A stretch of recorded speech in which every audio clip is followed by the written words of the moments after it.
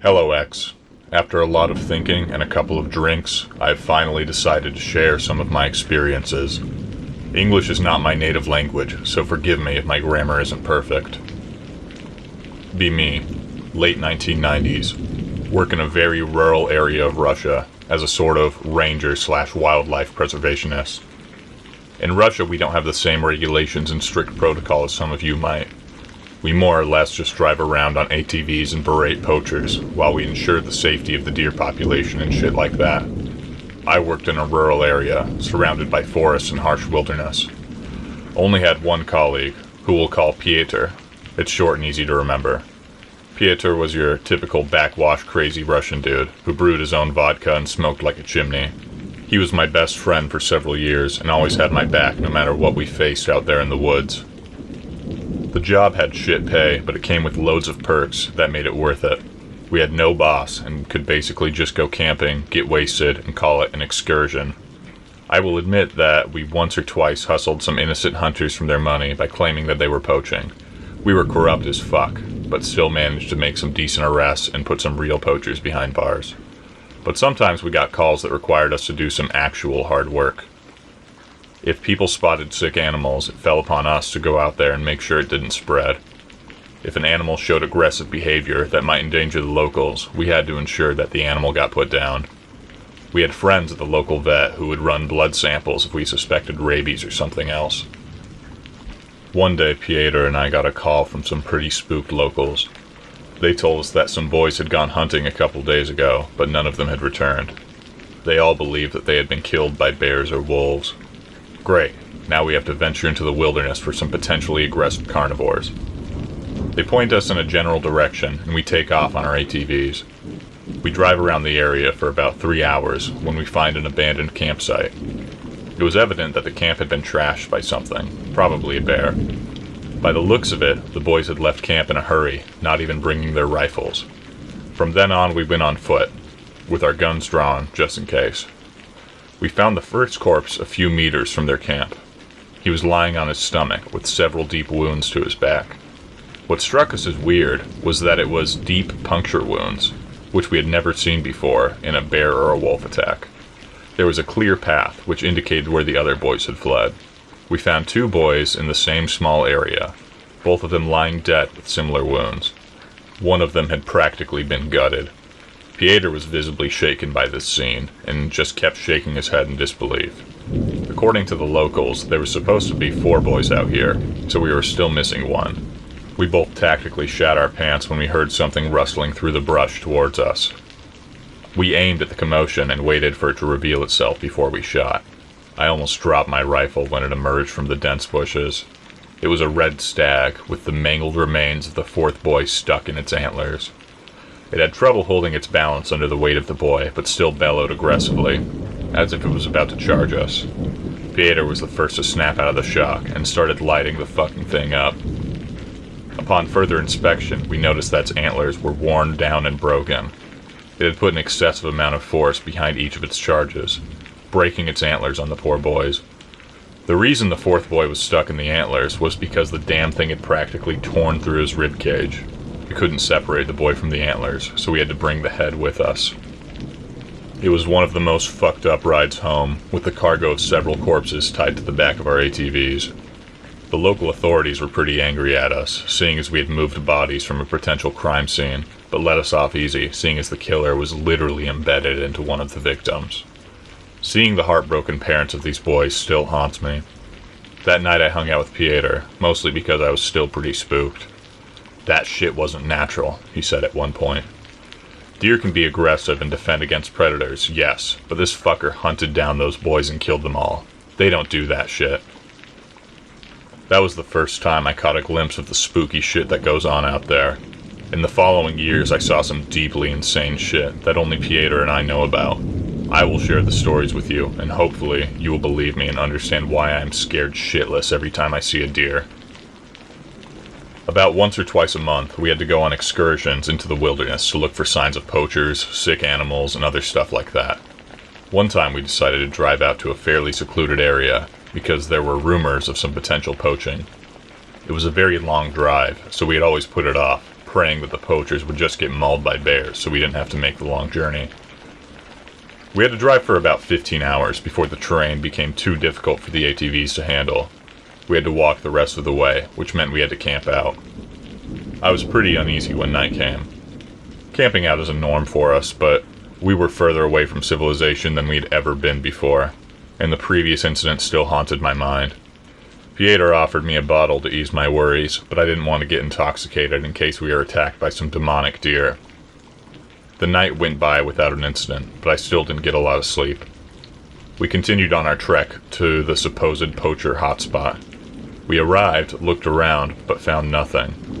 There didn't seem to be any sign of human activity anywhere in the area. Fucking rumors, Pieter mumbled to himself as he shook his head in frustration. Normally we should be happy to find nothing, but this time we were just exhausted and cranky. We were then startled by a loud bellowing echoing through the forest. What the fuck was that? Pieter pulled out his rifle and aimed it in the direction of the noise. Though it went against our instincts, we had to go investigate it. We reached a small ridge that overlooked a clearing. In the middle of the clearing, a group of 5 stags were huddled together. Their heads were bowed down, as if they were grazing. We noticed that they all seemed to make a sudden, violent jerking motion, like they were trying to gore the ground with their antlers.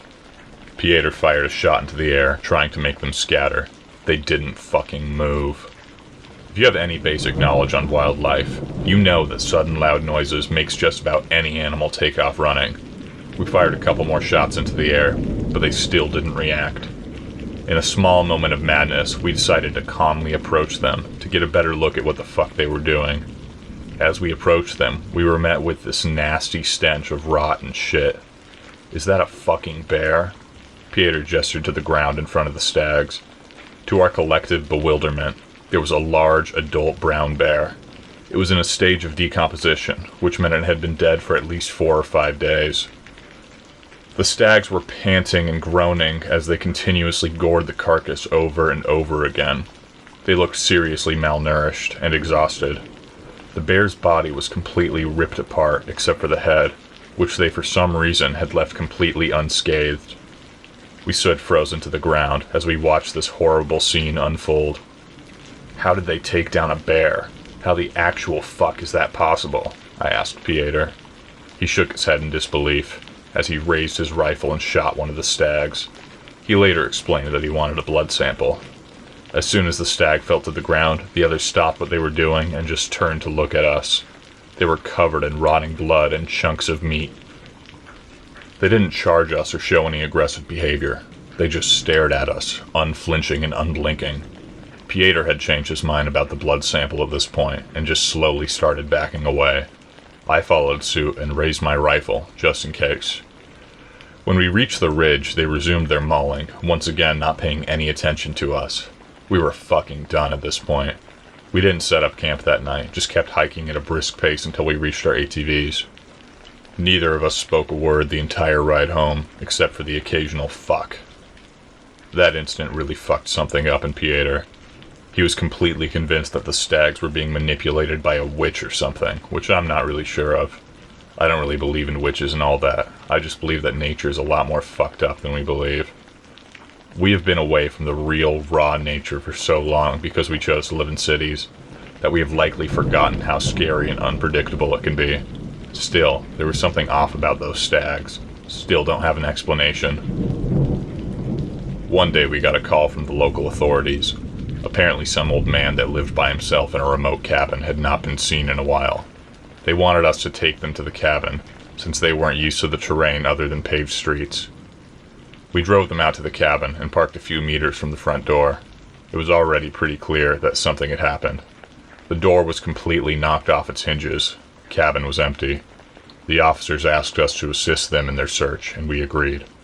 The initial theory was that he had been taken away by a bear, which seemed pretty plausible considering the fucked door. We spread out and followed whatever trails we could find. It took about half an hour before one of the officers called something in. He sounded a little shaken, but gave us detailed directions to where he was. He didn't tell us what he had found, but instead said, "You'll want to see this yourselves." When we reached him, it wasn't clear what he had found, since nothing looked out of place. No broken branches, no trail, no nothing. He just pointed up into a large tree in front of him. Slung over one of the higher branches was a fresh deer carcass. This was certainly odd, but we still didn't get what this had to do with the case. Then we noticed something even stranger. Further up the tree, there was a bear carcass. Something had killed a bear and then placed it in the tree. I knew that leopards and other big cats did this for later consumption, but there are no leopards or tigers where this took place. The officers looked uneasy and took nervous glances over their shoulders. We stayed as a group after that and looked around for another couple of hours before we called it. On our way back, we once again passed the tree. The deer was gone, only leaving some bloody branches behind. We picked up the pace and made our way out of there without looking back. There was a winter where we had a pretty horrible incident. As you would probably expect, the winters can be pretty rough, with a shit ton of snow and minus 40 degrees Celsius. If someone goes missing, they are immediately presumed dead, because it's impossible to maintain your core temperature for long durations without being properly equipped. And when someone's child goes missing, it's just the worst. The police once again requested our assistance because a mother had reported her 6-year-old daughter missing. The thought of spending hours in the biting cold was not welcoming, but we couldn't possibly turn a blind eye to a missing child. The mother had let her children play outside when one of them had simply started running toward the tree line. They had been out there for some time, calling out her name, but they just couldn't find her. That's when they called the police, who then called us. By the time we arrived at the search area, she had been missing for about 2 hours. We followed a trail that we suspected was hers. It went on for way longer than what a child that age should be able to run. Then it just stopped. There was no sidestepping, scuffling of any sign, or, well, anything. It was like she had just vanished on the spot.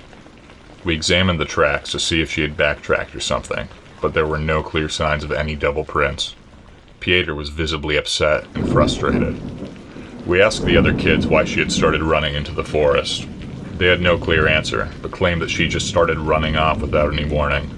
The kids were shaking and crying, so we asked the mother to return to their home while we kept looking. An officer followed them back to their house so that they felt safer. About 15 minutes later, one of the officers got a call on their walkie-talkie. We could hear the distinct sound of the mother wailing in the background. They had found the girl. They had found her just sitting on the step to their back door. She was dead and almost frozen solid.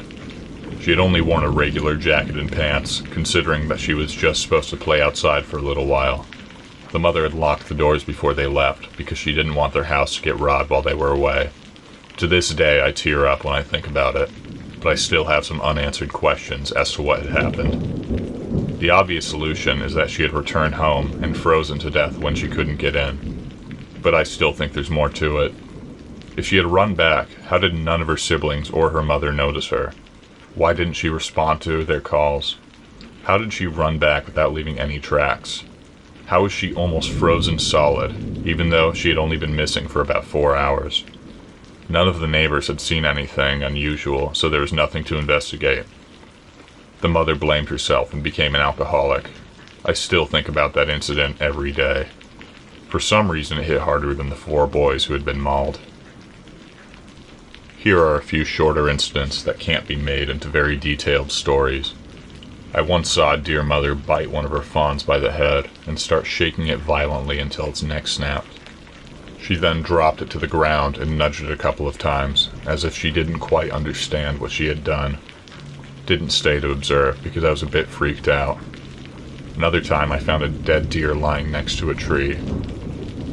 Markings on the tree, coupled with markings on the deer's head, suggested that it had rammed its head into the tree's trunk until it died. I took a blood sample.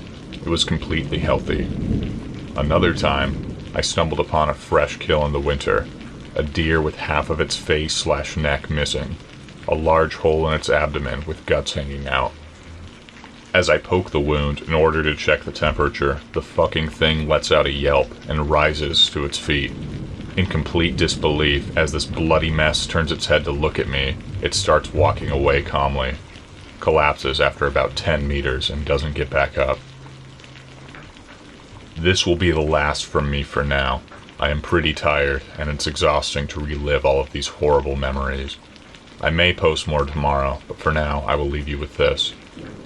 I'd been seeing a girl for a couple of weeks. For some reason, she found my job hot and thought I was some sort of macho dude. Went along with it because she was hot. She also hooked Pieter up with one of her friends. She lived in one of the fancier houses in town, with a nice view of the forest from their living room. We decided to have a double date at her house, where we would watch a movie and eat dinner. Of course, it didn't take long before Pieter went to the guest room with his girl.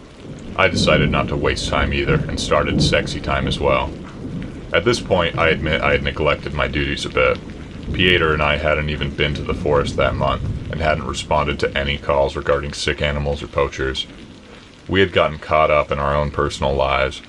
It honestly felt nice to get a break from the work, seeing as we weren't exactly ever off duty. We fell asleep on the couch in the living room. At some point during the night, I woke up. It was a beautiful starry night. I walked up to the glass door leading to the entrance in order to get a better view of the sky. After a few minutes, I spot something in the distance, the faint glow of eyeshine from something staring intensely at me. I froze in place and observed this unknown creature as it slowly started walking towards me. When it got within the light emanating from the house, it revealed itself to be a medium-sized red stag. It just kept walking towards me, never blinking or taking its eyes off of me. It walked directly into the glass, which seemed to puzzle it. It started nudging the glass, which turned into violent pushing. At this point, I started backing away, still in complete disbelief at what was transpiring in front of me. Girlfriend wakes up due to the loud banging on the glass. "What the fuck is going on?" she asks, still half asleep. Before I can answer her, the stag lets out some of these guttural screams as it intensifies its ramming. It breaks through the glass. Girlfriend screams and Pieter comes running down the stairs to see what's going on.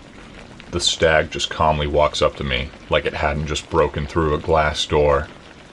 Keeps letting out those horrible noises as it just approaches me. I tried backing up, but stepped in some glass and fell over on my ass. The stag just observed me with unflinching eyes as it kept bellowing. Girlfriend was still screaming. I'm suddenly deafened by the sound of Pieter unloading his small sidearm. Hit the stag multiple times, but mainly missed, leading to a lot of property damage. The stag falls to the floor with a wet thud. To this day, I am still grateful to Pieter for bringing his gun. Girlfriend broke up the next day. She said that I was either cursed or unlucky. Either way, she didn't want anything to do with me. I still always sleep with my blinds on, and I never want to see another window into the night, especially when I know what might be on the other side of that glass. I may have ignored the forest, but it certainly didn't ignore me. That's all I have for tonight. Good night.